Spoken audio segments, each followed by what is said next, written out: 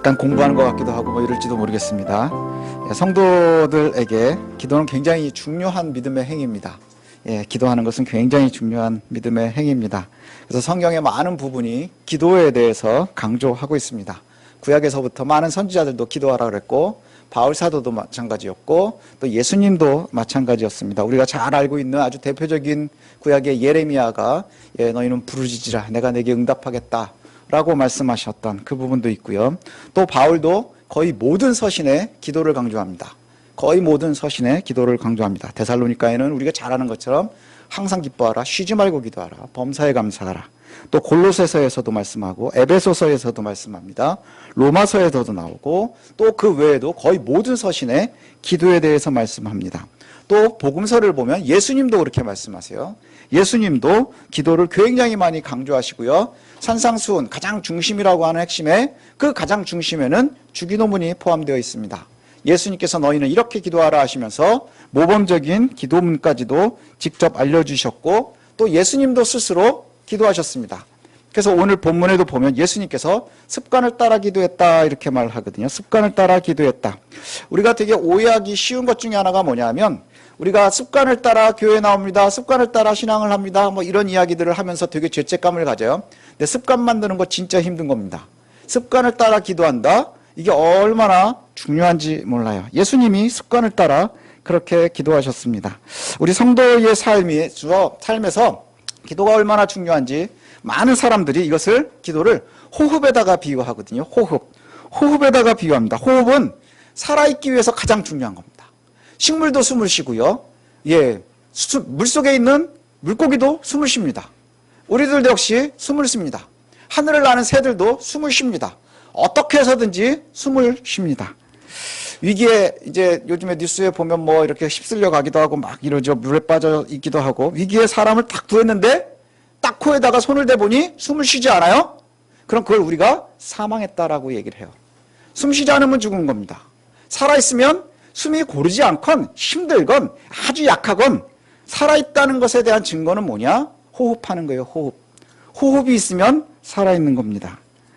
그래서 항상 기도하라고 하는 게 뭘까요? 쉬지 말고 기도하라, 낙심하지 말고 기도하라 하는 게 뭘까요? 피곤해서 호흡을 쉴 수 있습니까? 호흡을 쉬지 못합니다. 가끔 이렇게 수면을 할 때 호흡이 불균형하고 갑자기 숨 넘어가는 코를 고는 분들 있어요. 이러고 가만히 숨을 갑자기 먹고 있다가 칵 하고 이러는 사람도 있죠. 어떻게든지 살려고 숨 쉬는 거예요.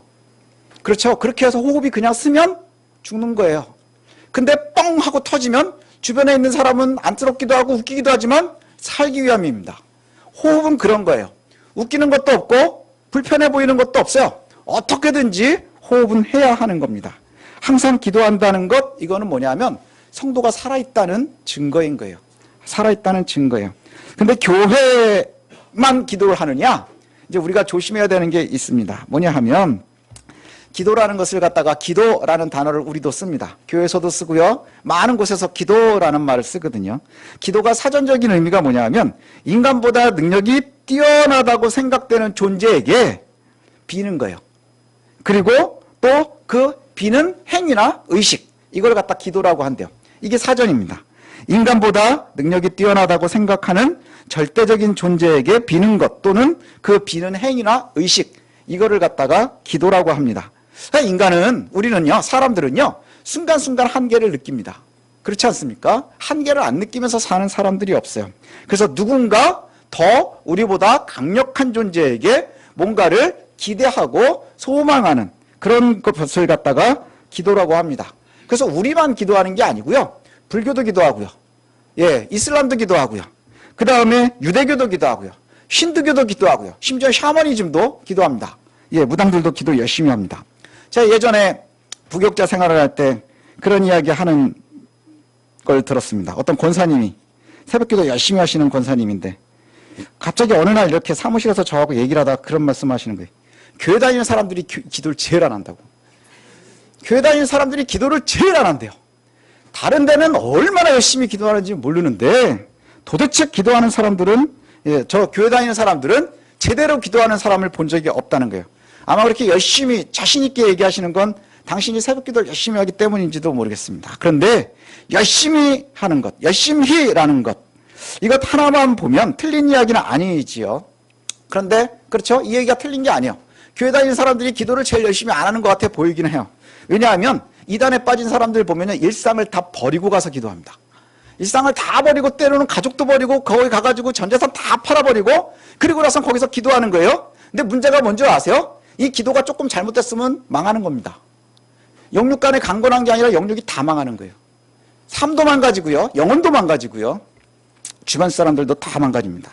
우리가 반드시 짚고 넘어가야 되는 게 하나 있거든요. 뭐냐 하면 우리 성도의 기도와 다른 사람들이 이야기하는 그 기도는 어떻게 다를까를 우리가 분명히 알아야 돼요. 기도가 뭔지를 좀 잘 알아야 된다는 것이죠. 예, 아무리 열심히 기도를 해도 하나님께서 우리에게는 잘 응답 안 하시는 것 같거든요. 잘 응답을 안 하시는 것 같아요. 우리에게 말씀도 잘 안 하시는 것 같아요. 여러분 저한테 기도 제목 얘기하시거든요. 그럼 제가 뭘 해줄 수 있는 게 없어요. 기도합시다. 기도하겠습니다. 저도 답답해요. 저도 되게 답답합니다. 제가 무슨 얘기를 해줬으면 좋겠냐면 남쪽으로 가라. 그랬으면 진짜 속은 편하겠어요. 남쪽으로 가라. 내년 봄이다. 뭐 이렇게 얘기해 줄 수 있으면 좋겠어요. 예, 그 다음에 뭐 동쪽으로 가라. 북쪽에서 귀인이 오겠구나. 뭐 이렇게 대답을 해줄 수 있으면 제가 정말 마음 편하겠습니다. 근데 저도 잘 모르겠어요. 저도 잘 모르겠고 제가 할 수 있는 최선이 뭐냐? 그런 기도 제목을 들으면 같이 기도하는 거예요. 그리고 하나님 응답해 주시기를 저희도 같이 하는 겁니다. 제가 이런 답을 교회 목사들이 잘 안 주니까 권사님들이나 예전에 어떤 분들은 그런 분들 제가 본 적이 있어요. 기도를 열심히 하는데 이 교회 목사님들은 별로 신령하지가 않은 거예요. 그래가지고 정말로 그거랑 비슷한 얘기를 해주는 목사님들을 이제 찾아다닙니다. 기도원에도 가고 이래서 응답을 해주시는 바로 뭐 여러 가지 이름으로 바로 답을 주는 곳으로 찾아다녀요. 그러다 그게 마음에 안 들면 이제 기도는 교회에서 하고 응답은 점집에서 받습니다. 실제로도 많이 그래요. 기도 열심히 하시는데 아이들 결혼하는 날짜는 돈 주고 가서 받아와요. 이사 날짜도 받아옵니다. 왜 그럴까요? 열심히 기도하는데 응답을 빠르게 받으려니까. 근데 이게 굉장히 웃으면서 들을 수도 있겠지만요. 구약에서 끊임없이 이야기하는 우상숭배가 바로 이겁니다. 이스라엘이 우상숭배를 한다 해서 여호와를 버린 적이 없어요. 하나님께서는 끊임없이 이스라엘이 나를 버렸다라고 얘기를 하는데 아니요, 이스라엘은 제사가 끊어진 적이 없어요. 예루살렘에서 짐승이 타죽지 않은 적이 없어요. 끊임없이 제사를 했습니다. 문제는 뭐냐? 왜 버렸다고 하느냐? 여호와도 섬기고 바알도 섬기고 여호와도 섬기고 아세라도 섬기는 거예요. 그러면 뭐가 문제냐? 그게 결국은 여호와를 신뢰하지 못하는 거예요. 여호와를 신뢰하지 못하니까 교회 와서 기도하고 날짜는 저희 가서 받아오는 것처럼 여호와께 제사하고 바알을 따라가고 여호와께 기도하고 아세라에게 응답을 받는 거죠. 왜 그럴까 하면 우리가 기도를 잘 이해를 못해서 그럴 수 있어요. 기도에 대해서 오늘 좀 공부를 해보면 성도들, 우리의 기도와 다른 아까 얘기했었던 기도들이 비교를 좀 해보면 이렇습니다. 이슬람도 기도를 열심히 해요. 이슬람이 제가 보기에는 아까 얘기했었던 그 권사님의 기준으로 하면 이슬람 기도가 찐입니다. 이슬람의 기도가 최고예요. 왜냐? 하루에 5번 정해진 시간에 메카를 향해서 엎드려서 절하면서 기도합니다. 보셨죠? 그리고 끊임없이 순례를 하고 막 이럽니다. 하루에 5번 정해진 시간에 반드시 기도를 해야 돼요. 이것이 어디에 우리가 이제 영화 같은 데 보면 우린 잘 접근할 수가 없으니까 보면 옛날에 영화 모가디슈라는 영화가 있었어요. 소말리아가 이제 내전 나면서 남북 대사관이 같이 탈출하는 영화가 있었거든요. 그 사람들이 언제 탈출하는 줄 아세요? 기도 시간에 탈출합니다. 기도 시간에 이슬람들이요 다 기도하고 있으면 그 기도하는 그 가운데로요 차를 타고 막 겁나게 달려와요. 근데 이 사람들이요 쳐다도 안 봅니다. 왜요? 그 시간은 기도하는 시간이니까. 기도하는 시간이니까 절대적으로 기도해야 되는 거예요. 근데 기도하는 시간이 딱 끝나면 총 들고 쫓아옵니다. 그 기도가 절대적인 거예요. 왜 그러느냐? 그때 지금 이슬람의 기도는요 알라신에 대한 절대적인 복종인 거예요. 복종의 행위인 거예요. 그래서 절대적으로 복종하는 것, 이게 바로 기도라고 생각을 하는 거예요. 알라의 명령이면 목숨을 걸고 해야 되는 겁니다. 이게 잘못되면 그래서 우리가 알고 있는 이슬람이 테러리스트처럼 되는 게 바로 거기에 있는 거예요. 불교에서의 가르침도 있습니다. 불교에서의 기도는 뭐냐? 부처의 가르침을 깨닫는 거예요. 깨닫는 것. 그래서 불교적인 이단이 있는데 그게 바로 구원파입니다. 예, 구원파는 어떻게 구원받느냐? 깨닫는 날 구원받아요. 이해가 된 날 구원받는 겁니다. 그래서 구원파는 정확하게 네가 언제 구원받았는지 날짜 시간까지 얘기할 수 있어야 돼요. 그래야 구원받은 겁니다. 그런데 깨닫는다 하는 것, 예, 깨달음을 위해서 뭐 하느냐? 기도하지요. 그래서 큰 스님들은요, 동안거, 하안거 뭐 이런 거 합니다. 예, 하계에 가가지고 기도하고 또 가서 기도하고 되게 재밌는 게 뭐냐면 오늘 영화 얘기를 많이 하는데 예전에 달마야 놀자라는 영화가 있었어요. 건달들이 절에 숨어 들어가가지고 있다가 이제 스님들하고 이제 건달들하고 막 티격태격하는 영화인데 거기에 보면 스님 한 분이 무건수행을 해요. 무건수행을 하는데 무건수행이 뭐냐면 기도하는 기간 중에 말을 하지 않는 겁니다. 근데 이 양반이 말이 진짜 많은 양반이거든요. 예, 그래 물을 저 왜 하느냐? 내가 나를 갖다가 쳐서 예, 내가 수행하는 거예요. 그런 수행들을 갖다가 이야기합니다. 깨달음을 얻는 것, 깨달음을 위한 수행, 그게 기도라고 생각을 하는 거예요. 또 힌두교에서도 마찬가지예요. 힌두교에서는 신과 합일하는 겁니다. 합일하는 것. 신과 내가 하나가 되는 거예요. 그래서 우리가 그게 스포츠로 바뀐 게 뭐냐 하면 바로 요가입니다. 요가. 요가가 신과 합일하기 위한 되게 중요한 의미가 있어요. 왜냐하면 힌두교의 개념에서는요, 영과 육이 따로따로 있거든요. 그 영과 육이 있는데 이게 서로 이렇게 힘의 균형을 이룹니다. 그래서 우리가 신과 합일하려면 영적으로 굉장히 뭐 해야 되겠어요? 발전해야 되겠죠. 발전하기 위해서는 뭐 하느냐? 내 육신을 갖다가 극단으로 몰아넣는 거예요. 그럼 영이 맑아진다고 생각을 해요. 그래서 막 이상하게 뒤틀고 하는데 그게 지금은 우리가 건강해지는 데 쓰이죠. 하지만 실제로 그곳에서 기도하는 사람들 보면 건강을 되게 많이 상할 가능성이 많아요. 예, 겐지스 강이 굉장히 신령한 강이거든요. 거기에 보면 시체도 떠내려가고 그다음에 밑에 태운 것도 지나가고 개도 수영하고 똥도 떠내려가는데 거기서 목욕합니다. 왜요? 합일하기 위해서. 이게 기도인 거예요. 예. 신의 복을 구합니다. 제일 재밌는 건 샤머니즘이거든요. 샤머니즘. 무당들은 어떻게 할까요? 무당들 기도 열심히 합니다. 돈도 많이 들어요. 무당하고 기도하려면 돈 진짜 많이 들어요. 왜 그러느냐? 무당은 각자 섬기는 신이 달라요. 각자 섬기는 신들이 다릅니다. 그래서 구슬하거든요. 구슬하는 게 뭔지 아세요? 신을 부르는 겁니다. 부르면 와야 돼요. 부르면 와야 되는데 우리가 정성이 부족하면 신이 안 와요. 그럼 더 큰 구슬을 해야 됩니다. 더 큰 구슬을 해가지고 모시는 거예요. 잘 모셔서 그럼 무당이 그 중간에서 매개가 돼서 예, 너 왜 왔니? 그럼 네가 물에 빠졌구나. 뭐 영화 같은 데 나오잖아요. 막 그럼 뭐 같이 울고 막 이러면서 예, 위로받는 거예요. 이걸 모두 다 기도라고 합니다. 기도라고 해요. 자, 그럼 우리가 하는 기도는 이 중에 어느 거에 가까워요? 제 질문이 틀렸습니다. 가까운 게 없어요. 성경에서 얘기하는 기도는요, 근본적으로 정의하라 그러면 하나님과의 교제입니다. 하나님과의 교제. 성도와 하나님 사이의 인격적인 교제를 이야기하는 거예요. 우리가 하나님과 교제하는 거예요. 그래서 관계를 뭐라고 얘기를 합니까? 아버지와 아들로 이야기하고 왕과 신하로 이야기하고 우리가 언약 관계에 있다고 얘기를 해요. 그건 뭐예요? 우리가 끊임없이 교제하는 거예요. 예, 관계의 끈이 끊어지지 않는 겁니다. 그래서 우리가 하나님을 경배하는 것도 기도입니다. 또 감사하는 것도, 회개하는 것도, 간구하는 것도, 타인들을 위해서 기도하면서 중보하는 것도 역시 기도라는 거예요. 우리의 기도가요, 단순하게 그냥 깨닫는 거가 아니에요. 깨닫는 것도 아니고 그 다음에 수행하는 것도 아니고요, 신과 합일하기 위한 것도 아니고요, 정성을 들여서 신을 달래서 내가 원하는 걸 얻어내는 것도 아니에요. 기도는 뭐냐? 인격적인 대화인 거예요. 하나님과 우리가 인격적으로 서로 대화하는 것, 친밀한 관계를 갖는 거예요. 친밀한 관계. 기도가 왜 안 되는 줄 아세요?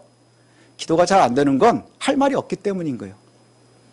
기도를 하려고 딱 눈을 감으면 막 쌓인 건 많은데 말이 잘 안 나오는 건 왜 기도가 안 되느냐? 제가 예를 하나를 들겠습니다.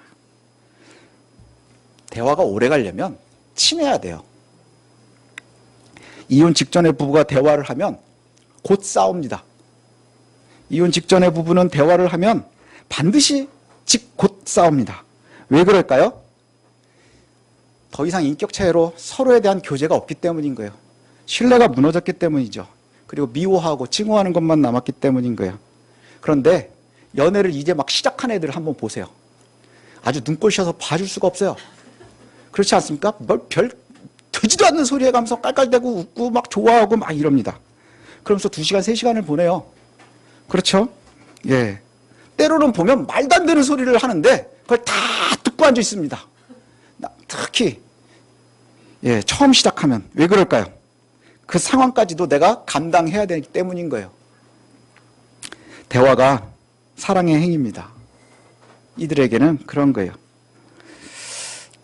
제 얘기를 하나를 하면 좀 위험한 예화일 수 있는데, 제가 중학교 때 2대2 미팅을 했거든요. 2대2 미팅이 뭔지 아시죠? 저하고 제 친구하고 여자 둘하고 이렇게 중학생 때, 옛날 얘기니까 괜찮습니다. 나갔는데 여러분 믿어지시지 않겠지만 저는 상대가 마음에 안 드는데 상대가 저를 좋아하는 거예요. 거봐요, 안 믿으시잖아요. 2대2로 나갔는데 저는 상대가 그닥인데 상대가 저를 좋아하는 거예요. 그래서 저는 이제 그냥 끝냈으면 좋겠는데 2대2로 나간다는 게 뭐가 있느냐. 제 친구는 좋아해요.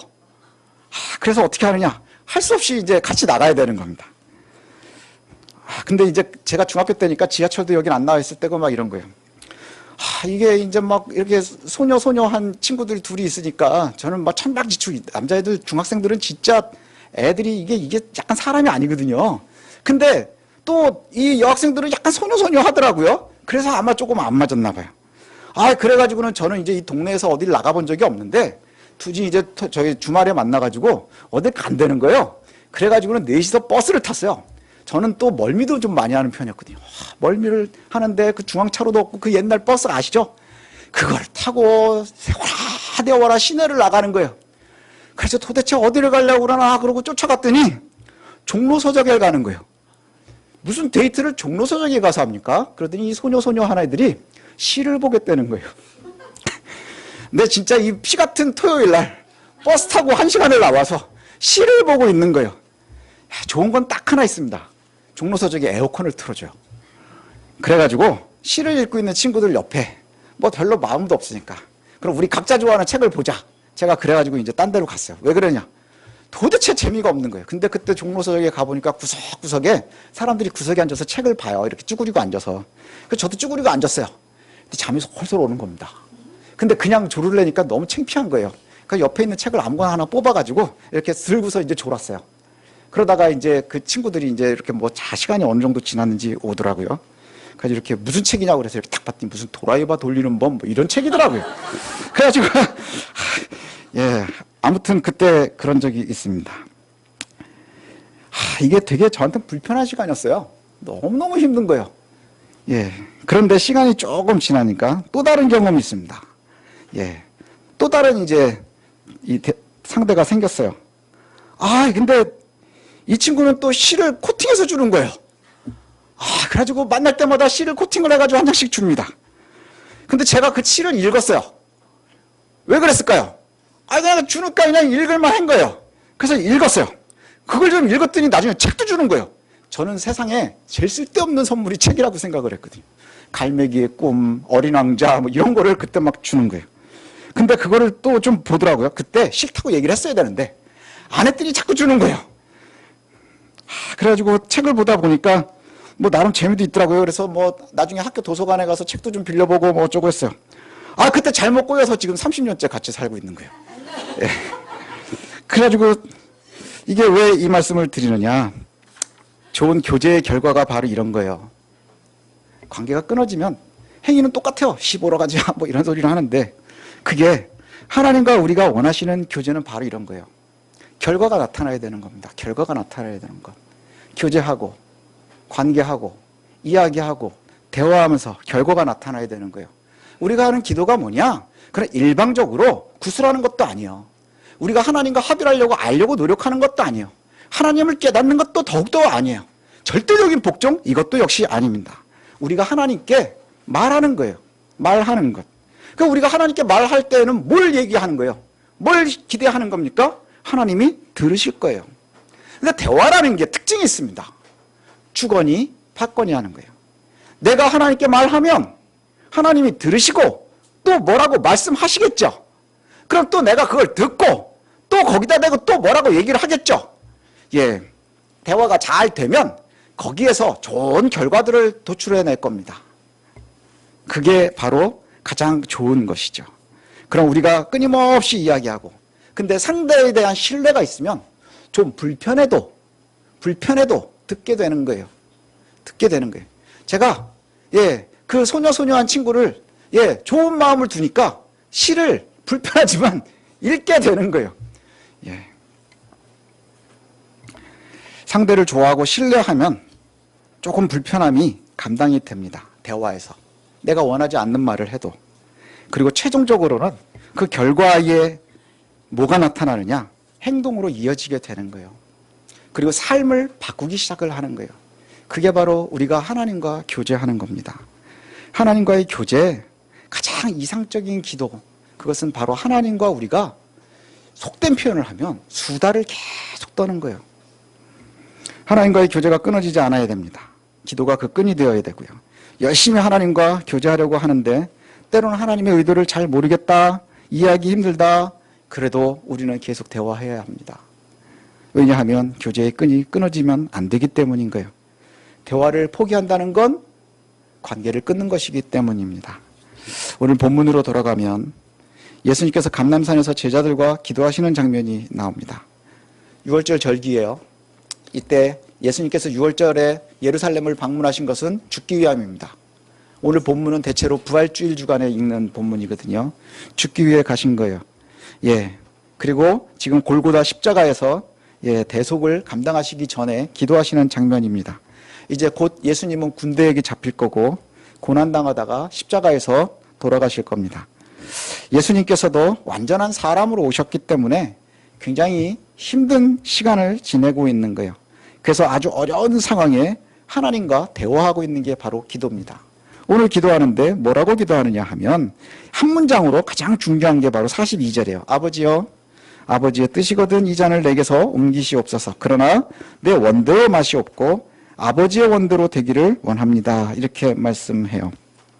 이 잔을 옮겨달라는 것은 우리가 이제 알고 있는 것처럼 무슨 의미일까요? 내가 십자가를 좀 피할 수 있으면 피했으면 좋겠습니다 하는 겁니다. 내가 십자가를 피할 수 있으면 피했으면 좋겠습니다. 그런데 문제는 뭐냐? 아버지의 뜻이라면 이거예요. 아버지의 뜻이라면 힘들고 고통스럽고 두려운 일이죠. 피할 수 있으면 피하고 싶습니다. 더 정확한 표현은 피했으면 좋겠습니다요. 피하고 싶습니다요.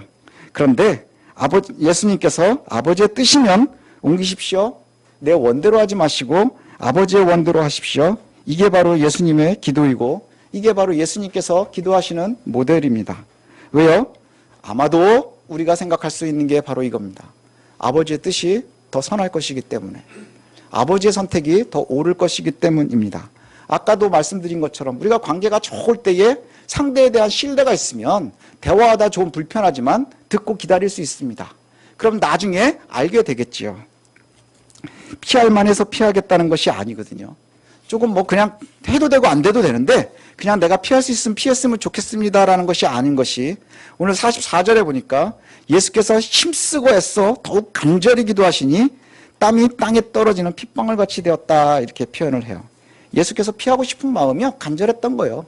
굉장히 간절했던 거예요. 그리고 예수님께서 제자들을 데리고 올라가셨거든요. 제자들에게 하셨던 말씀이 뭐냐 하면 40절에 보니까 유혹에 빠지지 않게 기도하라. 유혹이 뭐예요? 뭔가 하나님과 우리의 대화 사이에 다른 이가 들어가서 대화를 끊도록 하는 겁니다.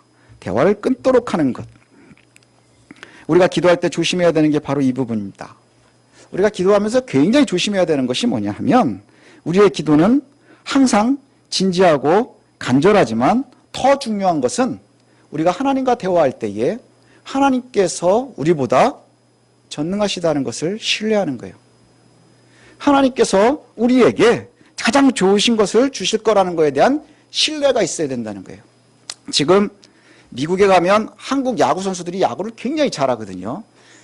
그래서 되게 요즘에 제일 유명한 사람이 누구냐면 이정우라는 선수가 있습니다.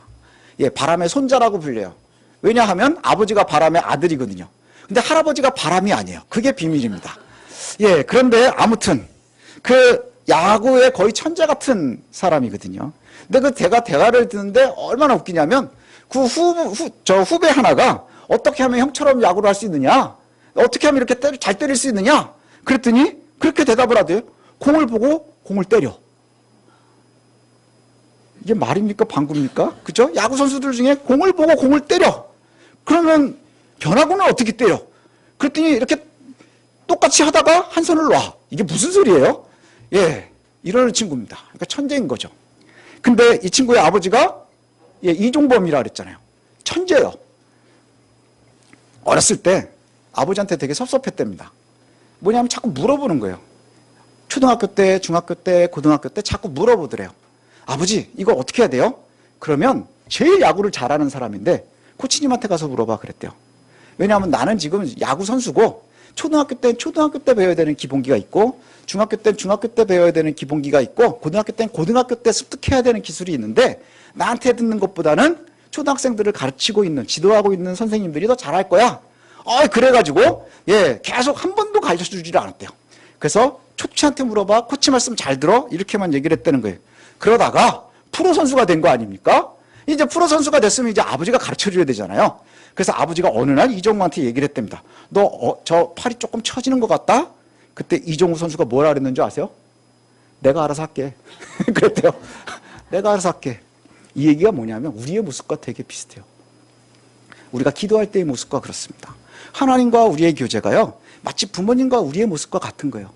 때에 따라서는 우리가 하나님 나에게 말씀해 주십시오, 말씀해 주십시오. 그러면 코치 이야기 들어. 그럼 나한테 말 안 하는 것 같은 거예요. 섭섭한 거예요. 코치 얘기 들어. 그럼 말 안 하는 것 같은 거예요. 내가 원하는 답이 아니니까.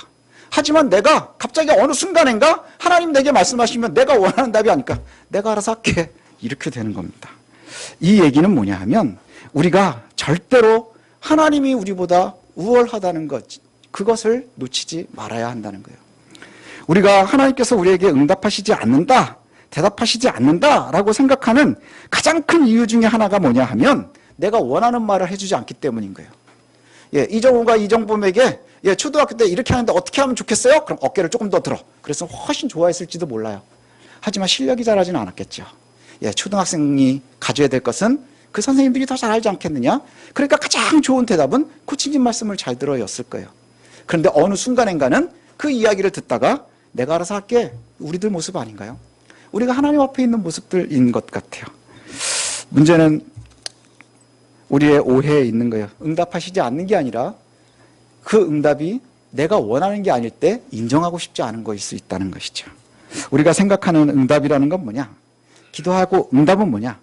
즉시 예스라고 해주시는 거예요. 오케이, 콜! 이 대답을 늘 듣고 싶어 하는 거예요. 우리 자녀들도 그렇지 않아요? 아빠 짜장면 먹고 싶어요. 오케이, 콜! 와, 우리 아빠 좋은 아빠. 야, 그건 몸에 안 좋아. 의심하죠. 진짜 아빠일까? 뭐 이런 생각하는 거예요. 성경은 성도의 기도는 믿음이 전제가 되는 거예요. 하나님께 기도할 수 있는 건 관계가 형성되어 있는 사람만 하는 겁니다. 관계가 형성되어 있는 사람만. 믿는 사람만 기도할 수 있는 것이죠. 근데 그 믿는 사람들이 기도를 하는데 뭐 하느냐? 내가 원하지 않는 것을 이야기할 때 믿지를 못하는 거예요. 우리가 쉬지 말고 기도하고 알고 믿어야 합니다. 혹시 거절하셔도, 지금 당장 거절하셔도, 기다리라 해도 우리가 그것을 신뢰할 수 있어야 할 겁니다. 분명히 믿는 이들의 기도는 하나님께서 들으신다, 응답하신다 약속하고 있어요. 많은 곳에서 그렇게 말씀합니다. 너희가 기도할 때 무엇이든지 구하는 대로 내가 들어줄 거야 라고 말씀하신단 말이죠. 그런데 그 들어주셨는데 내가 원하는 대답이 아닐 때 응답하지 않는다라고 얘기하면 굉장히 아파지겠죠. 성도 여러분, 우리가 기도할 내용들이 차고 넘칩니다. 차고 넘치죠. 누구에게도 말하지 못할 아픔, 슬픔, 서러움, 괴로움들이 있습니다. 그럼 그것을 하나님께 털어놓으십시오. 내가 누군가에게, 주변에 있는 사람들에게는 털어놓지 못합니다. 왜요? 그 이야기가 나에게 어떻게 돌아올지 모르니까. 그러나 우리보다 훨씬 크시고 우리의 영적 아버지 되시고 또 우리의 창조주 되시는 그 하나님께 아뢰십시오. 그가 대답하실 겁니다. 그에게 털어놓으면 반드시 대답하실 거예요. 중요한 것은 뭐라고 대답하시는지 잘 귀 기울여 들으십시오. 거기까지가 기도입니다. 거기까지가 기도예요. 잘 듣고 거기에 맞춰서 우리의 삶을 끊임없이 바꿔가는 것, 거기까지가 기도입니다. 그리고 그것이 바로 우리의 믿음 생활입니다. 꼭 기억하셔서 정말 하나님 앞에 열심으로 기도하고 또 땀이 떨어져 핏방울 되는 것처럼 그렇게 간절히 기도해서 저와 여러분들이 삶에서 늘 은혜 가운데 살아가시기를 소원합니다.